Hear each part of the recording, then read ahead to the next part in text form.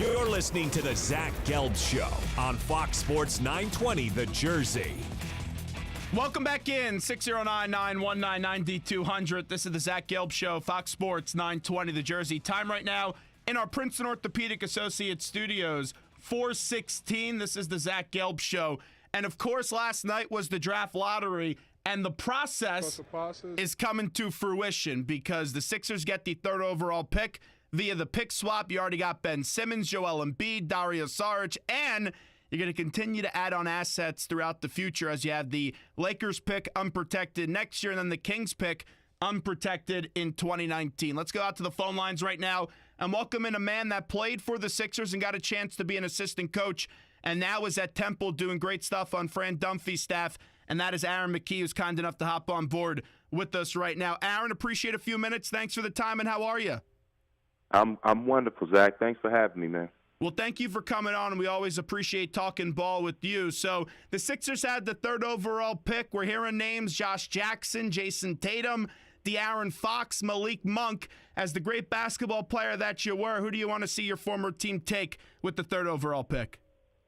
Well, I mean, I still think there's a lot of unknowns with the Sixers right now. You know, obviously with the health issues that they had with a lot of their high-level players that they had last year. You know, you had Embiid who played, barely half a season last year. You had Ben Simmons who was out, and those are the two centerpieces that you want to be building around. And really the question is, where are you going to play Simmons at? You know, is he going to be your point forward? Is he going to play forward for you? So those are some of the questions that I'm sure that they're asking themselves in the draft room, because a lot of that has, you know, implications on who do you pick. You know, some teams like to go with the best talent available. Some people like to go with position and the right fit. I think with the guys that they do have, with Simmons, who's a guy that can get downhill and get to the basket and play above the rim. Embiid is a guy who's going to be getting double-teamed on the block. I think you're going to need some shooting. And you always, you know, obviously Fultz is the guy that everybody would love to see here in Philadelphia. I don't think he'll be around. So now you have to start looking at the list. Ball? Is it Monk? Is it Fox? Is it Tatum? Is it some of these other guys? Now, all of these guys are really fit, but I think the most important piece for the Sixers, and I think they're positioned well, is to make sure that they have some outside shooting.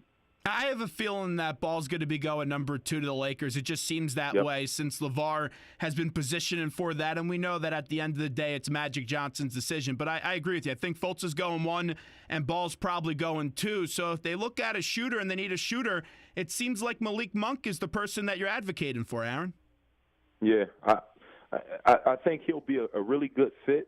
He's not a guy that's going to have to put the ball on the floor and make plays for himself. I think when you got a guy that's like Ben Simmons, who's very creative, who's ball friendly, you got a guy like Embiid who's going to be getting double, who also can step out and make a shot. You're just going to need a guy to take some of the pressure off of him and spot him up out there. They're going to have to pay attention to him.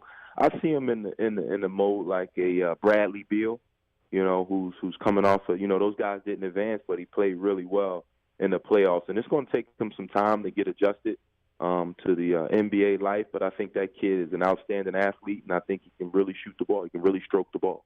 I would love if it's Malik Monk, but I just don't think at 3 they're going to take Malik Monk. I have a feeling from everything we're reading, and I know it's early, and there's a lot of time still to do all the draft evaluations, and they're in that process right now. But I have a feeling it's going to be Josh Jackson. And if it is, you look at, and we'll answer your question that you asked earlier, I think you're going to play Simmons more at that point forward kind of position. He's going to be handling the ball a lot. And I have him, you know, he's 6'10", 225. Then you look at Jackson, 6'8", 207.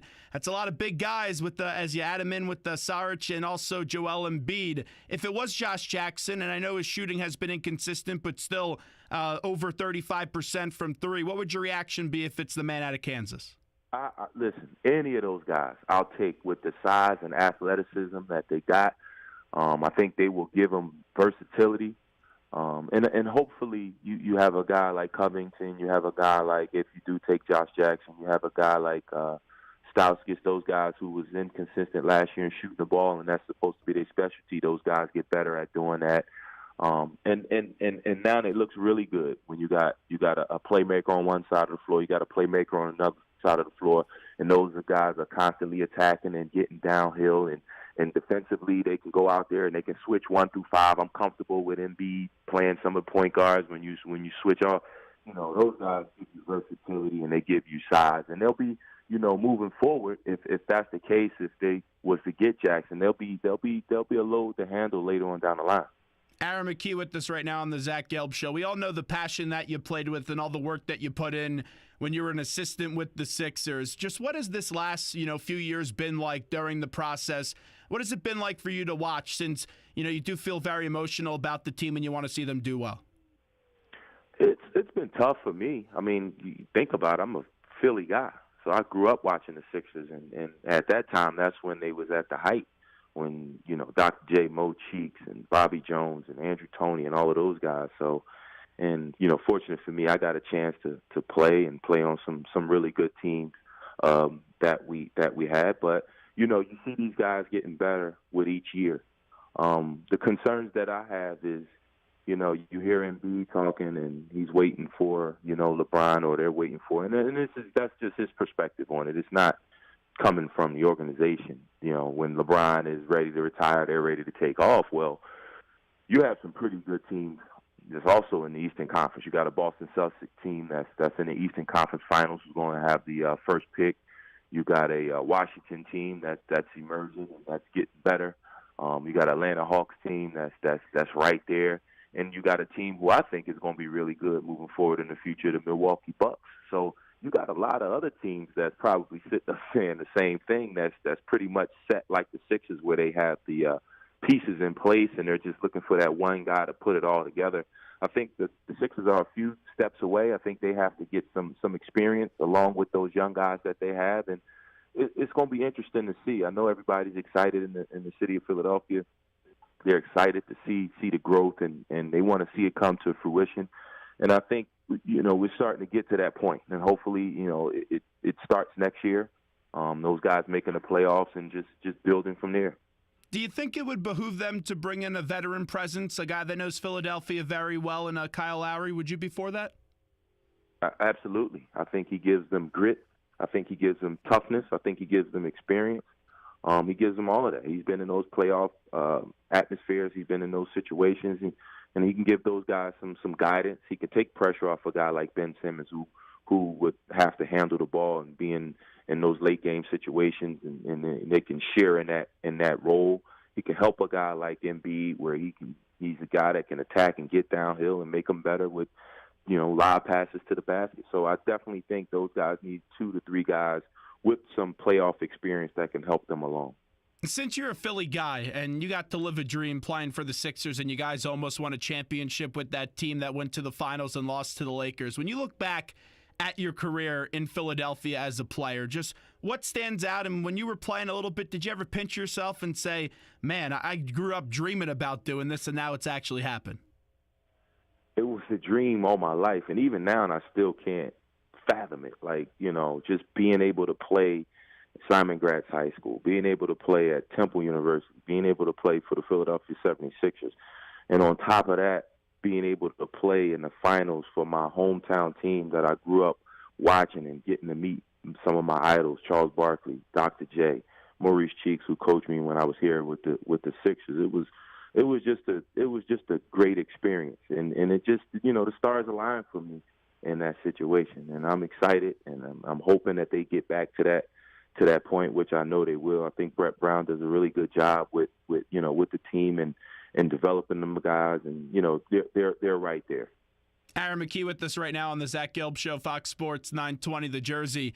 And a lot of people have mixed feelings on the job that Sam Hinkie did while he was here. I wasn't always a believer, and now I'm looking back at it and I'm saying, wow, he put this team in a nice situation and had to sacrifice a lot. But when you see all these names now on paper, and like you said, there's still a lot of work to do, but when you see the names of an Embiid, a Sarge, a Simmons, and then knowing you still got picks coming in the next few years that are unprotected, when you reflect on Sam Hinkie, how do you view it the job that he put this team up in to possibly succeed for the future? Well, Zach, I'm going to tell you like I tell everybody else. Ask me that question in about 10 years, and I'll tell you, because on paper it looks great. And there's a lot of teams on paper that look really great but it all has to, it has to add up out on the court. And once we see that, and those guys are consistently in the playoffs and making their push, then we can have this conversation. And I can say, Zach, you really did a fantastic job of putting this organization on the right track. Fair enough. So if you had to give a message, just being a guy that was very respected and knows what it takes to get far in the playoffs, especially in Philadelphia, what would you stress to Embiid and to Simmons and Sarge, who are still very young in their careers? Just take note. Take note. Go to one of these games and feel the environment and the atmosphere, and look how these guys are going about their business. And put your work in the summertime, during the off season with your teammates. Get that camaraderie with one another and working together and doing it in the off season and bring it together during the season and you'll get to where you want to go. I think a lot of times now with these players now, everybody got their own personal trainers, and you have a guy working in California by himself, another guy working in Florida by himself, another guy, two guys in Philly. Bring it together. We always work together. We was always in the gym together working out, and it carried over to the season. But if there's any piece of advice I can give those guys is just make sure you're watching the playoffs and take it all in. And because that's the position that you want to be in at some point in your life. And you want to be, position yourself to be there at the right time, and you want to conduct yourself in the right fashion. And when I say conduct yourself in the right fashion, you got to be ready to go when that light turn green for you, because you never know when you're going to get back there. For you, when you look at the Summer League, how important do you think it is that we at least see Ben Simmons in the Summer League this summer?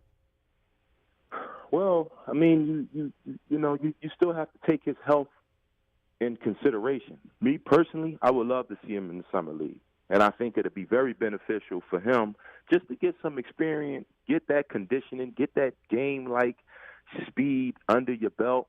It's going to be hard for him to just kind of jump in during the regular season and play with guys that's seasoned and been playing and know their bodies and know how their bodies are responding. He hasn't played in an NBA game yet, so I think it would be good to get just a little bit under his belt in the summertime, because those guys, he has a name. So those guys are going to be trying to go at him during the course of the summer. He's going to have to hold his own.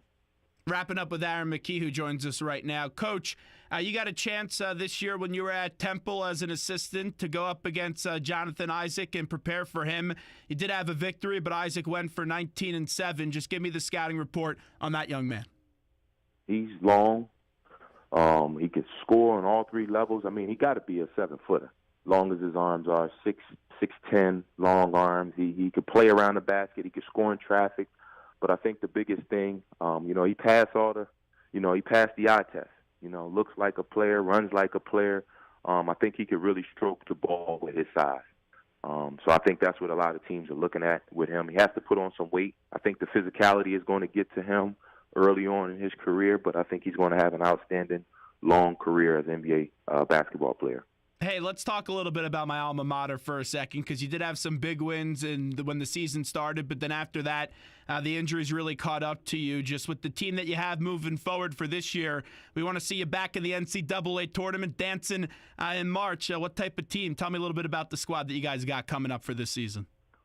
Well, I think getting Josh Brown back is really going to help us. He was the heart and soul of our team. We lost him last summer around this time. He blew his Achilles out. So he's going to really help us on both ends of the court, with running the team and putting guys in their normal position. Defensively, we always could rely on him with putting him on the best player on the other team, and he can keep those guys quiet for the most part. But, with all of that, with injury, it allowed our younger guys to get some more experience. LeVan Austin, Lonnie Moore, Quentin Rose, Obi.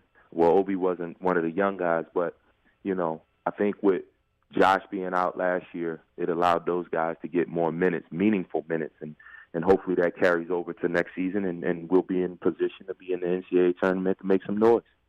For you personally, you've been an assistant in the NBA for a while, 2007 to 2013, and then the last few years been at Temple. For you, what's the end goal for you in your coaching career?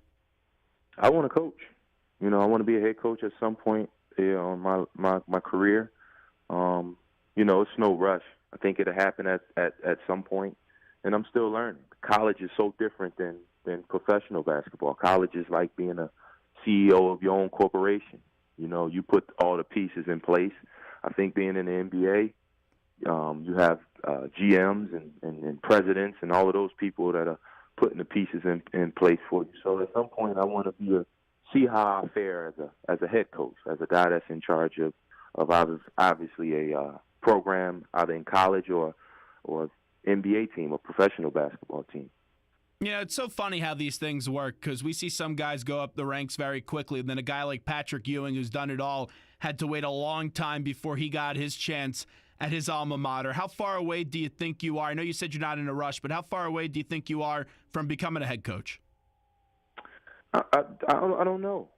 I guess, you know, that's for somebody else to answer. That's, you know, willing to give me an opportunity as a head coach. So when that opportunity comes, I want to take full advantage of it. And the biggest thing to me that I see in being around coaching, whether it's NBA or whether it's NCAA, is the relationships. I really enjoy just sitting and talking with guys more so about life than I do about basketball, because I think that's what they need the most. You see it on the NBA level, you see it on the college level, and I think that's when you make that connection, you get more out of a guy because you have a better understanding of him, and he has a better understanding of you. I got two more for you as Aaron McKie is on with us right now on the Zach Gelb Show from the Princeton Orthopedic Associates Studios. Coach, let's talk a little bit about Lonzo Ball. We know the kid has all the talent, and he seems like he's a really nice kid, but his father is very much on the loquacious side. How will that play in the NBA locker room if Lonzo's in there and, you know, let's say you were a teammate of his and his dad continues to run his mouth? Zach, LeVar Ball is not the first dad or mom to run his mouth. You're right. Believe me, that kid's talent translates to star power. And I don't think there's one GM or coach that wouldn't mind coaching him. He's ball friendly. He just plays the game. It just looks effortless when he's out there playing. I really enjoyed watching him play. I heard all the hype about him, but when I got a chance to watch him play, he has an old school kind of game. He just plays the game the right way, and I really enjoy watching him play. And he's the kind of guy that's going to make players better, and he's going to make teams better, and he's going to make a coach look really, really smart. Yeah, but let's just say, and I understand that that's not the first father to be a loudmouth, but let's just say if you're on a team with him, and let's say the LeVar Ball started criticizing your game publicly and your teammate Alonzo, like how does that situation just play in the locker room? Or do we just make too much of it? I think everybody's making too much of it. I think now we got so many sports outlets that anytime somebody gives a soundbite, then you know, people jump all over. I don't think it's ever really been a problem in the NBA with somebody, parent, saying you're always going to have that. It's just it depends on who's saying it and what team it is. Fair enough. Coach, before we let you run, I got one more for you. Mike Brown, I don't know if you saw this story, but he was trying to get into the arena the other night, and he was actually late for his pre-media obligation in the press conference because the cops wouldn't let him in during the escort of the San Antonio Spurs bus. Let me ask you this. Did you ever have a problem getting into the stadium at all? Was there any funny story that you could share with us where they weren't letting you into the stadium? When I was coaching with the Sixers, I would always go to the arenas early. And sometimes, like, it would be closed and the people wouldn't, you know, be there. And it was the same kind of situation. So sometimes you'll get caught because you'll go in a cab and the cab driver will drop you off at the wrong spot. And you'll get caught trying to go into a side door or something like that. So, you know, it's about 4 or 5 guys and, you know, we're at a side door and we're just pulling on the door, we're banging on the door, and we're trying to get somebody to come get us. And, you know, next thing you know, security come running around and they're like, you know, what are you guys doing? What are you doing here? You know, we got a game that's getting ready to go on. And, you know, we say, you know, we're from 76ers. And they'll look at us like, well, we got to check. And do you have ID on? You have your NBA card? And NBA players don't carry no NBA cards. Coaches don't carry no NBA cards. But long story short, I can see exactly how something like that can happen. You know, it's unbelievable. You coach for the Sixers. You played for the Sixers. You think they would know you in your own hometown area, right? Yeah, but this is on the road. On the road, okay. Here in Philadelphia, you go on the road. Most of the assistant coaches, you go over to the arena a little bit early. Gotcha. And we would go over really early, and sometimes where we would go, the doors wouldn't be open, and you try to find another side door. And, that door might not be open, so you'll stand there and knock on the door, or you try to hit the buzzer, and the next thing you know, security's coming around saying, what are you doing here? So I could see exactly how something like that can happen. You got it. Hey, Aaron, it's always great to talk to you. We appreciate it. Let's do it again real soon. Thank you. All right, Zach. Yep. There's Aaron McKie joining us on the Zach Gelb Show, Fox Sports 920 The Jersey. So this situation last night, and I told you Golden State was going to blow out the Spurs last night. I know everyone was giving you these statistics. Oh, you have Kawhi Leonard, and, these are the numbers when they don't have Kawhi Leonard. I said it was going to be a blowout, and it was a blowout. The game wasn't even close, and it's going to be a quick series out west and a quick series in the East. I know it does start tonight. I don't see the Celtics just think that the Cavs are going to win this very simply. But you have Mike Brown is the acting head coach because Steve Kerr has the back injury. And with all that, Mike Brown is trying to get into the stadium. And you have the buses of the Spurs coming in. And let's play this audio right now. Here is Mike Brown explaining the situation. Because when I heard this last night, I go, how the heck does the acting head coach have a problem getting into the building? His own building, may that be. And so, the cops like, get through. I'm like, man, this is great. I didn't have to stop for any of these red lights. So I literally start to go, and I'm going to get in the far left lane, right, to go through where we all go through. And a cop out of nowhere pulls in front of me and goes, "Hey, you, stop!" I'm like, Warriors acting coach? He's like, "I don't care. Hey, you, stop." So I'm like feeling myself a little bit. I'm like, hey, I'm not getting bullied by either Oakland PD or San Francisco PD. Like my own building, my own parking lot. So I start to go a little bit, and another one pulls up. "Hey, you heard him, stop." So I'm like, okay, I'm on a motorcycle, right? If I scoot a little closer, they got to get scared because I know I would get scared from a car to a motorcycle. So I start scooting forward. And then an SUV pulls up, PD. And I hear him over their speaker. "Hey, you in the Range Rover, stop. It's right now. You heard the officer, stop." So then I got scared. I was like, I got 5 cops around here. So I just stopped. And I said, I'm just trying to get to the game. I'm late. So I let the bus go and the 18 cops. And I'm going around behind the bus. And I get this phone call. Greg Popovich, San Antonio Spurs. So I answer the phone, and Papa's dying.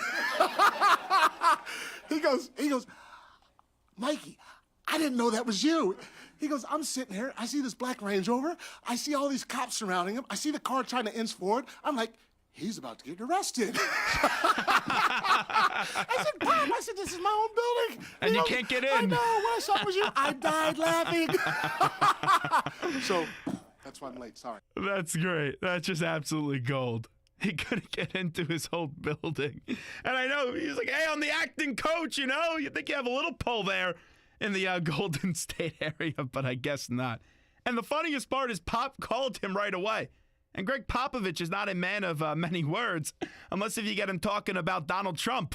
But, that was great. Absolutely great stuff. Have you been seeing those interviews, by the way, with Doris Burke and Greg Popovich? Doris keeps on cutting him short because Pop's not giving anything. Those are great. All right, let's get to the poll question. Who do you want the Sixers to draft at number 3? Here are the options: Josh Jackson, Jason Tatum, De'Aaron Fox, and Malik Monk. So far, early returns on the poll, 59% say Josh Jackson, 19% say De'Aaron Fox, 15% say Malik Monk, and 7% say Jason Tatum. So keep on voting on my Twitter, at Zach Gelb. Good stuff with Aaron McKie. You get his thoughts on the Sixers. And, of course, we all say in Philadelphia. And Aaron McKie wants the Sixers to do well, but he's not going to give Sam Hinkie a big round of applause yet. He wants to see what this team is going to eventually become. And he doesn't want to just see it on paper. He wants to see it on the court. So there you go. He wants a shooter.